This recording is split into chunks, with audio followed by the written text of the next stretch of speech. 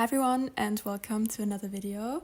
First of all, please bear with me with this microphone. There's a construction in front of my house, so I decided to just use my phone as a microphone instead. But other than that, thanks so much for being here. Personally, I am so in the fall spirit already. I am just looking forward to cold mornings, the crisp fall air. So I will be recommending some books that give off this exact vibe in this video. I will start with literary fiction and then work my way up to fantasy. None of the books are really high fantasy. I would rather put a lot of them in the category of magical realism, or the worlds are very easy to get into, so don't be alarmed if you're not usually a fantasy reader. Let's just start with My Policeman by Bethan Roberts. This is set in the 50s in Brighton. It explores love and societal expectations, especially during that time, but I feel like you can still apply them to the modern world as well. And the story follows three characters, one of whom is a police officer, thus the title. I'm just gonna read out the blurb. It is in 1950s Brighton that Marion first catches sight of Tom.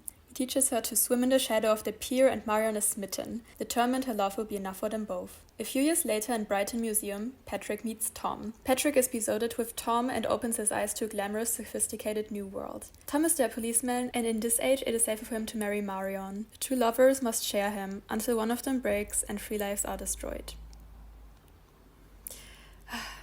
It is a very sad and tragic story, but at the same time, the writing is just so magical, and I really felt, I don't know, but like some of the paragraphs I read in here, I was like, wow, this is what falling in love feels like. The author really has a way with words, and I loved it. There's also a movie. I feel like this is how many people know this book. Harry Styles actually plays the policeman, so the character Tom. I read the book before watching the movie, and I have to say, I love the movie. The cinematography is so beautiful, and that alone oftentimes is enough reason for me to watch a movie, honestly. But the book just captured the love between them in such a unique way that I was very happy that I read the book before watching the movie, because I feel like this way I could relate way more to how the characters must be feeling in certain scenes, and I had way more context on their inner monologue while certain scenes were taking place. It was so dreamy reading it, so please do yourself a favor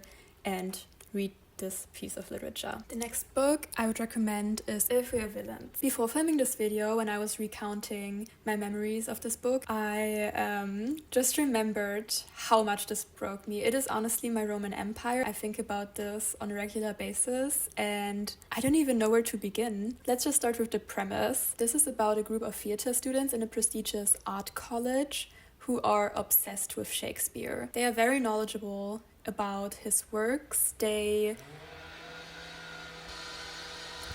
One second.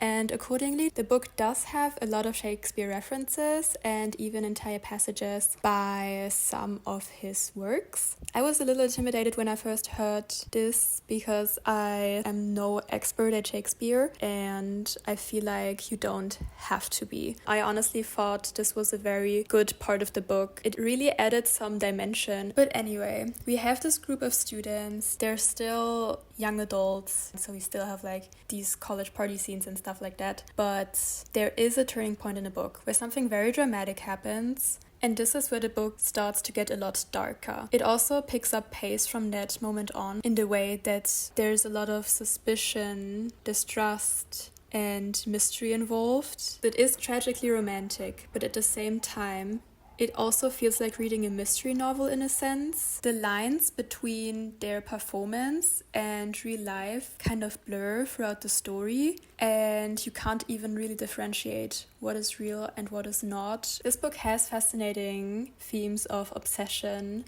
and art, but in a way that you can really understand without having to be a literature student or anything like that. But yeah, this is everything for If We Are Villains. The next one... Hear me out, guys, hear me out. Beastly by Alex Flynn. I don't know if some of you may be familiar with this one already from your teenage years or something. I first read this when I was like 15 or 16. Is this the best piece of literature I've ever read? No, by no means. Did I still enjoy it a lot? Yes. It is a Beauty and the Beast retelling in modern day New York, and we have this guy who is very popular, very handsome, but he is quite shallow and he is also a bully. That's why one day when he insults a girl who is actually just a witch in disguise, he is cursed into some sort of beast. And the only thing that will actually help him break this curse is finding true love, just like in a fairy tale. It is a very short book. You'll get through it in no time. I think there's only about not even 300 pages in this, and the font is quite big. So let me just show you. There is a movie adaptation. It is already 10 years old, I think, but there's Vanessa Hudgens in it. She's stunning as ever. It's been a long time since I last watched the movie, but I think I remember some very cozy scenes. So if you want something that's perfect for fall, read this book and then watch the movie. I don't know, I feel like sometimes you just need some easy romance that you can just like watch without having to think about the complexities of the story too much. I think it's been like 4 or 5 years since my last reread, but I still have very fond memories of this book. But yeah, beastly. The next thing I would like to talk about is a duology by Lee Bardugo, and the duology I'm talking about is Six of Crows. I have never read a book this fast before. I have never annotated a book this intensely before. I think there's an annotation on every single page. It actually took me a lot longer to get through this book, not because I didn't want to get through it, but because I had to annotate like every second sentence because I was like, this is so good. And yeah, I was obsessed first of all, and I think this is the reason why I went through it so fast. This is a very fast-paced novel, so if you're looking to enter a new fantasy world that is very easy to get into and really has a lot of action, a lot of things happening where you won't get bored in the first book, this is it for you. So the powers that are in this magic world and the magic world in general is pretty straightforward. You won't have to think too much about it. I think within the first few chapters you will know what's going on. And the main characters in this book don't even really have powers. So this book is about a group of criminals in the city of Ketterdam. Let me just show you on the map. 1 second, a moment of appreciation for the art in this book. Like, why is this so stunning? I love this. So this is the map. I feel like you can't really see it from this perspective, but here, this is Kerch and the city at the top is Ketterdam, and this is where this book takes place. And this little island is some sort of trading island, so there are a lot of criminals and capitalists. Think dark alleys lit by flickering lanterns. Very atmospheric as well, though. Each character has their own motivations for why they do what they do. The entire group has a very difficult and dark past, some more than others. But this also turns out to be the beauty of the story, seeing how we have this sort of found family situation here with people who are not even related by blood, but they are so loyal to each other and they just find comfort in each other eventually. One main part of the plot is a heist that they are trying to pull off for a lot of money. Don't be alarmed. I feel like a lot of people don't like heists. I'm one of those people, honestly. But in this book, they implemented it so well. It's not even like the entire book is this heist, but there's a lot of different things happening, and a lot of the book is actually taking place in Ketterdam still, because the heist is on a different island, by the way. It's just the way they approach all of these situations and the way they get there and the way they plan out these things. Here I didn't even mind the heist because of the pace and the plot and the characters. I personally love the leader of the group, Cass Brecker.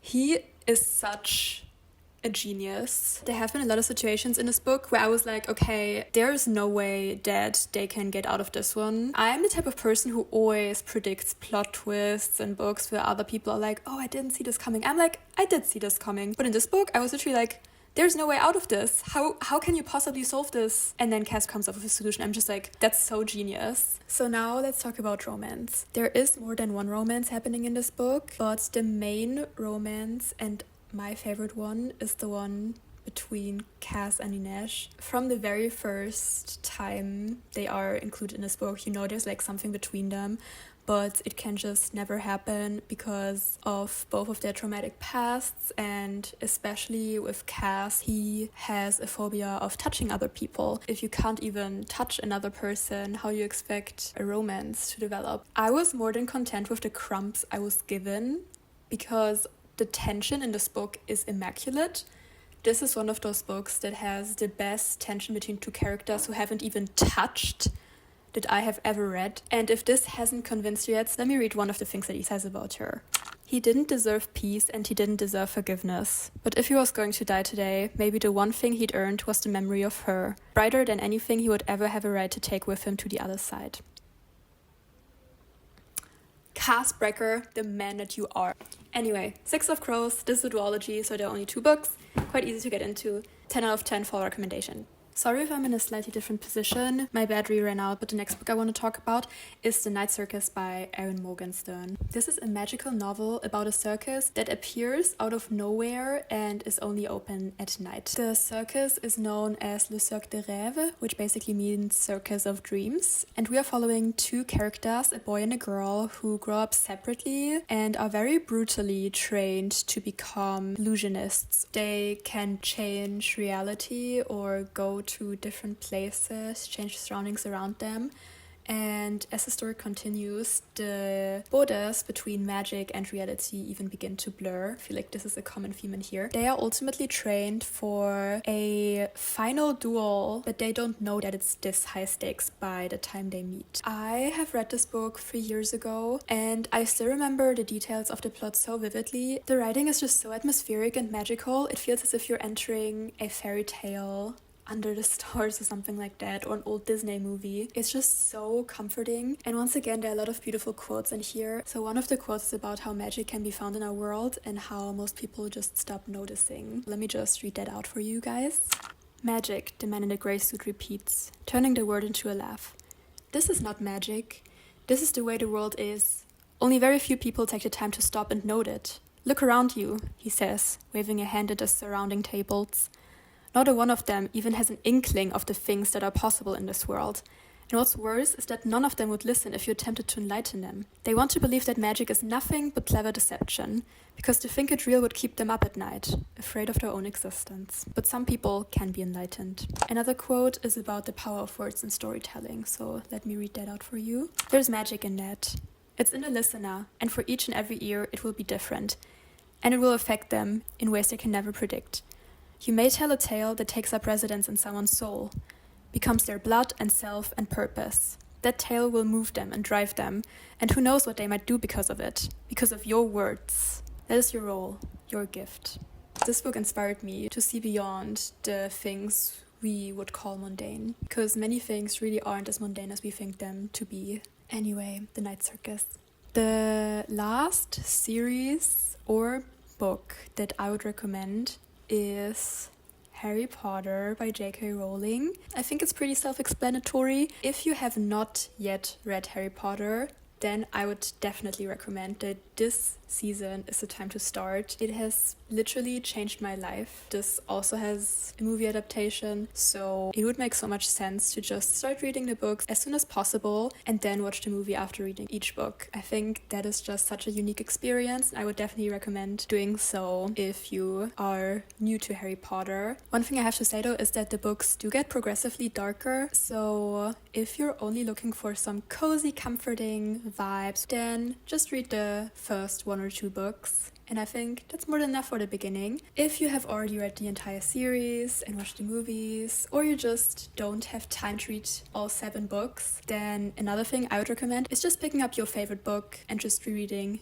that one. I am holding up Prisoner of Azkaban because this is my personal favorite. It's also my favorite movie, tied with Half-Blood Prince. The vibes are just perfect for fall. I think I don't have to explain why. Just like crackling fireplaces, caramel apples, Hogwarts, this big castle, the Dark Academia common rooms. So many lovely things. Anyway, these were all of the books I'd recommend to read this fall. Please let me know if you have any more recommendations. Thank you so much for watching and have a lovely day. Bye!